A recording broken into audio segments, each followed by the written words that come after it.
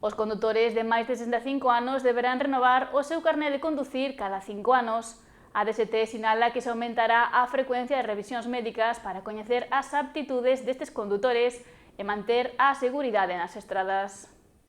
Seguir conducindo non depende da idade, senón do estado das capacidades e aptitudes que teña o condutor. Así o recoñece a Dirección Xeral de Tráfico, que impulsou para este ano que os choferes de máis de 65 anos deberían renovar o seu permiso a cada 5 anos en vez de cada 10.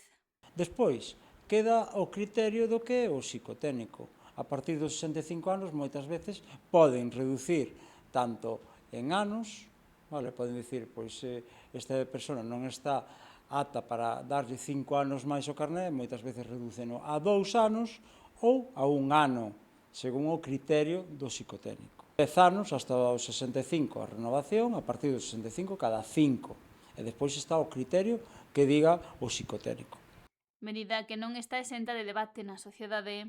Moita xente pensa que aos 65 pois debería limitarse máis o que é o carné de conducir a xente que conduce máis de 65, pero bueno, son estudios que están facendo constantemente e todos van hacia ese camiño, non? A poñerlle un pouquiño máis de dificultad á hora de renovar a partir desas edades.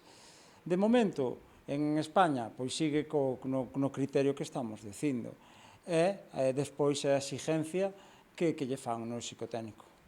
A DST inclúe incrementar a frecuencia das revisións médicas e de aptitude para que seguir conducindo sexa seguro para todos. A medida que vas envellecendo, pois todo, queiramos ou non, pois vamos a peor, non? Tanto oído, tanta vista, con a vista que é unha das cousas principales dos condutores que usan para captar os estímulos na conducción, pois é moi importante tela adecuada. Claro, se a partir dos 65 anos as nosas facultades van en decremento, pois é hasta certo punto normal que intenten facer un poquinho máis de presión sobre eso.